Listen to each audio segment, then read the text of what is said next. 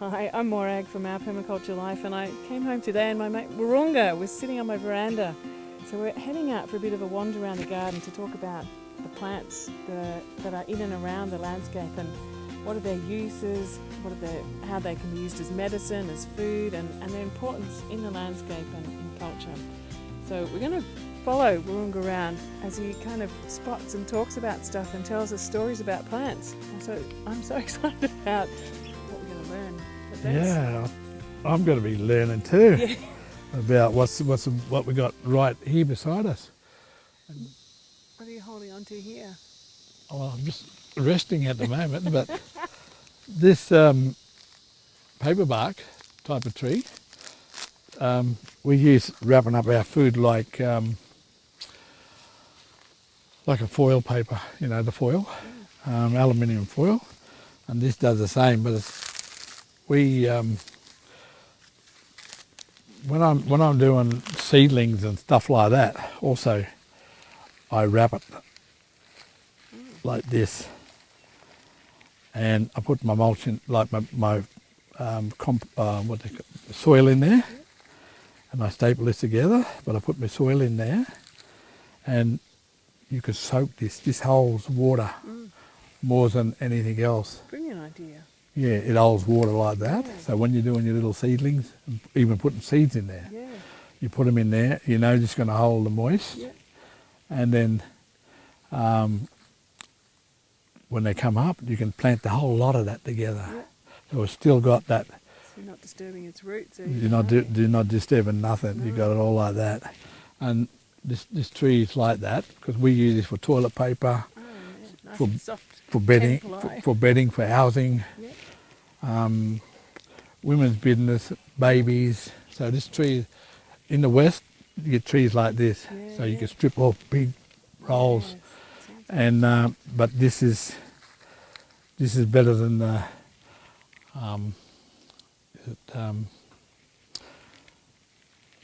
they have them in little strips and they roll them round too and they staple them together for seedlings. Oh, yeah, okay. That's what I used to do on the Yeah. beach for soil conservation, Yeah. and we made a lot. But then when I started introducing this to them, they go, "Wow, this is even better. Yeah, This yeah. is better because it's natural." We used to go out in the bush and get it along the rivers and that. And so is there a certain point where you go, you know, that's far enough to rip it off after a point just stop? Yeah, well, it's got so many layers. Yeah. So when a fire burns, it'll burn that outside layer. Yeah. It won't kill the tree. Yeah. Yeah. So you know that tree's like that. It's different to a bunya. Once the fire hit the bunya, it's dead. It's dead, yeah. Okay. It's like that. But this tree, because it's got so many layers, you can feel that layers in there, Yeah. like that. And you'll see the layers in there. Yeah, it's massive, isn't it? But also the outer layers like this, what I just ripped off in that bit there, I could do a bark painting with that. By not just painting on it. I put it on a glass and I do a painting. I cut out how I want it, leave that like rocks, and then if I have to put a little tree, I just do a little tree from here out and I draw, Oh, yeah, yeah. and that's it behind the glass, and that's natural painting. Beautiful. So there's lots of things you can do with this, but it's a good fire maker Yeah, yeah. when you're doing it with a stick, and then this is the one to burn up because it's got a lot of gas in it. Do you do anything with the leaves? I haven't done anything with a leaf. Bark, I mean, that's the main. Bark is important. You know, there's so many trees with bark that is for medicine and food and thing. And you know, if you haven't got the bark around you, if you've got a piece of, like you got a good piece, got a quarter cup of fish, you can roll them up in mud. So mud's pretty good too. Yeah, right. And then it's like a little oven. Yeah. You put them in the coals, make a little hole, put them in the coals, cover it all over, and leave it there for 20 minutes or whatever. Then undo it, pull it back out, and there's the clay will crack, Yep. You just break and it just off. peel it all off, and it takes all the scales Yeah. with it, Perfect. and then you tip it onto if you've got a banana leaf like that, Yeah. like that, or you can wrap them in banana leaf, cook them that way, like a hangi. Yep. Or a cut Murray, they call them up here in Queensland. So it's Yeah, so even the banana stems too, you can cut the top parts, and then you can chop them up and make a paddy out of those too. The top parts of the banana. Yeah, Yeah, this one's not a very good example of banana. This one here. No. One's up the top. No, you don't have to have a good thing. All it is this sap. This? Oh, this bit, yeah. Yeah, just cut it from here and use the middle sap of that up there. Yeah. Other night I saw a bit of a thing on TV. I sat down some place because I got no TV, but they cut this here, there and there, and they dug holes in it like that, and they put a stick through both ways, and they had a fire, and then because this carries a lot of water, and then they put their raw eggs in there, in these holes. Oh wow! And that boiled the egg. Wow. Yeah. Fantastic. Without using a pot full of water. Yeah. They were using the water out of the banana still. Wow. Now, tell me again about this bit. So you take this bit out here You chop it up finely. You cut it up like that, and you mix it with carrot, beetroot, whatever, like that, corn or whatever, and you make it into a paddy. Yeah.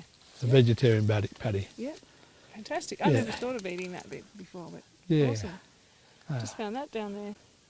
You're going nutty again. Yeah, I have. Yeah, it looks good. No, so what I use is it's not the good sucker. Yeah, right. If there's a you can tell the difference between suckers. The sucker is strong, and he's the one you want to continue. Yeah. But see, like you cut that one there, the weak one with just like this. Yep. Well, it's not going. Take them away, but this one's all right. But when you'll see, we call them water suckers. Yeah, right. What grows off yep.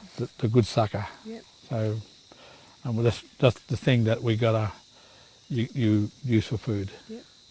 So there's so much in your supermarket here. There is. Between bunyias, macadamian, banana stools, cobbler pigs, and sandpaper figs. Yep. We'll come to a party next time. Yeah, great. We'll do a cook-up. We'll do a cook-up. Oh, thanks for visiting today. Yeah, it was your lucky day. Oh, it was my lucky day. It was my lucky day. And I said to myself, well, I'll come and have a yarn with you, because that way we can, by having a yarn, we can push forward. Yeah. So where are we going to yarn next time? Where would you like to go? Down the river? Or yeah, I'd say the river and just have a look at the different types of food down there, and if they got anything, is it flowering or is it fruit? Yep. Yeah, right. Now I really want to show you that next time we go somewhere, that plant I found in the volcanoes of around Italy. Yeah, I want to see that. And I use it as #1 medicine here in Australia for my body. Yep. As taking toxin out of my body like that. Yep. So there you go. You're going to have to come back and watch the next episode, because we're going to learn something really important. Yeah. I'm talking to the people on the. That's You're going to listen now. Yeah, and my name's Wiruungga, and I'm from down under, Australia. Yada yada means catch you later. Thank you so much. Yeah.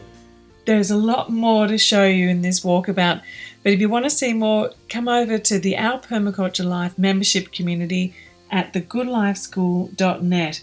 Each month we'll be putting up new movies that are in-depth interviews and walkabouts, and such a fabulous way to see and learn about permaculture.